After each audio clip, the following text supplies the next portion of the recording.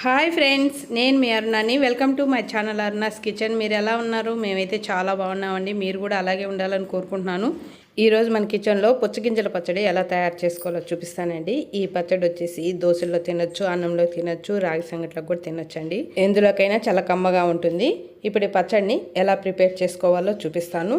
ముందుగా స్టవ్ మీద బాండీలు పెట్టుకుని అందులో 1 కప్పు పుచ్చగింజలు వేసి ఆయిల్ లేకుండా సన్న మంట మీద దోరగా ఎంచుకోవాలండి.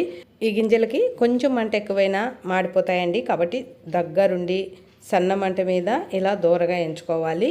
ఈ పచ్చడి వేడివేడి అన్నంలో నెయ్యి వేసుకొని తిన్నామంటే చాలా కమ్మగా ఉంటుందండి. పుచ్చగింజలు కాబట్టి హెల్త్కి కూడా చాలా మంచిది. ఇలా వేయించుకున్న ఈ గింజల్ని ఒక ప్లేట్లోకి తీసేసుకుందాము. ఇలా పుచ్చగింజలన్నీ తీసేసిన తర్వాత ఇదే బాండీట్లో ఒక 7-8 పచ్చిమిరపకాయలని ఇలా ముక్కలుగా కట్ చేసి వేసుకొని ఇందులో ఒక పావు స్పూన్ ఆయిల్ కూడా వేసి ఈ మిరపకాయల్లోని పచ్చిదనం పోయేంత వరకు బాగా మంట మీడియంలో పెట్టుకుని ఎంచుకోవాలి.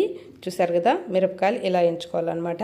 ఇలా ఎంచుకున్న ఈ మిరపకాయలను కూడా ప్లేట్లోకి తీసేసుకుందాము. తర్వాత ఇదే బాండిట్లో ఒక 3 టమోటాలు తీసుకొని ఇలా పెద్ద పెద్ద ముక్కలుగా కట్ చేసి వేసి అందులో ఒక పావు స్పూన్ ఆయిల్ కూడా వేసి ఈ టమోటాల్లో ఈ ఆయిల్ కలిసేలాగా మొత్తం ఒకసారి కలుపుకొని దీనిపైన మూత పెట్టి మంట మీడియంలో పెట్టుకొని మధ్య మధ్యలో కలుపుతూ టమోటాలు మగ్గేంత వరకు వేయించుకోవాలి.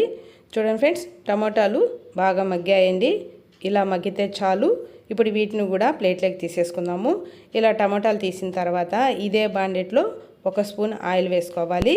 ఆయిల్ కాస్త కాగాక ఇందులో 1 పావు స్పూన్ జీలకర్ర, 1 పావు స్పూన్ ఆవాలు, 1 పావు స్పూన్ మినపప్పు, 1 పావు స్పూన్ పచ్చెనగపప్పు, 1 ఎండుమిరపకాయ ఇవన్నీ వేసి వీటన్నిటిని దోరగా వేయించుకోవాలి. ఇలా వేగిన తర్వాత ఇందులో కొంచెం పచ్చి కరివేపాకు వేసి ఈ కరివేపాకు కాస్త చిటపట్లాడాక స్టవ్ ఆపి ఈ పోపుని పక్కన పెట్టేసుకుందాము. తర్వాత ఒక మిక్సీ జార్ తీసుకొని అందులో మనం ముందుగా ఎంచి పెట్టుకున్న పుచ్చగింజలు, పచ్చిమిరపకాయ ముక్కలు, టమాటా ముక్కలు ఇవన్నీ తీసుకోవాలి. ఇదే పద్ధతిలో మనము పుచ్చగింజలు తీసుకున్న ప్లేస్లో దోస గింజలు, గుమ్మడి గింజలు కూడా వేసుకొని చేసుకోవచ్చండి. వాటితో కూడా పచ్చడి చాలా కమ్మగా ఉంటుంది. అన్నంలో తినొచ్చు, అలాగే దోశ ఇడ్లీలో కూడా తినొచ్చండి. ఇలా అన్ని మిక్సీ జార్లోకి తీసుకున్న తర్వాత ఇందులో 1 స్పూను చింతకాయ తొక్కు వేసుకోండి. చింతకాయ తొక్కు లేదనుకోండి 2 పిచ్చిలు చింతపండు అయినా వేసుకోండి. తర్వాత 1 పావు స్పూన్ ఉప్పు వేస్తున్నాను. ఎందుకంటే నేనే చింతకాయ తొక్కు తీసుకున్నాను కదండి, అందులో ఉప్పు ఉంటుంది కాబట్టి నేను 1 పావు స్పూన్ వేసాను. మీరు కానీ చింతపండు తీసుకునేట్టుగా ఉంటే అందులో టేస్ట్ తగ్గట్టు ఉప్పు వేసుకోండి. ఉప్పు వేసిన తర్వాత ఇలా మెత్తగా మిక్సీ పట్టుకోవాలి. ఇలా మిక్సీ పట్టుకున్న ఈ పచ్చడిని ఒక బౌల్లోకి తీసేసుకుందాము. ఇలా పచ్చడి అంతా బౌల్లోకి తీసుకున్న తర్వాత ఇందులో మనం ముందుగా పోపు వేసి పెట్టుకున్నాం చూడండి, ఆ పోపుని ఈ పచ్చళ్ళలో కలుపుకోవాలి. పోపు అనేది చల్లారిన తర్వాతే వేసుకోవాలని లేదండి, వేడిగా ఉన్నా వేసుకోవచ్చు. ఎందుకంటే పచ్చడి అనేది ఎక్కువ రోజు నిలువ ఉండదు, 1 రోజు మాత్రమే నిలువ ఉంటుంది. ఈ పచ్చడి వచ్చేసి దోశ ఇడ్లీలోకి తినొచ్చండి. మీరు అన్నంలో తినాలి అనుకున్నప్పుడు ఒక పెద్ద ఉల్లిపాయని చిన్న చిన్న ముక్కలుగా కట్ చేసి ఈ పచ్చడిలో కలుపుకొని తినండి.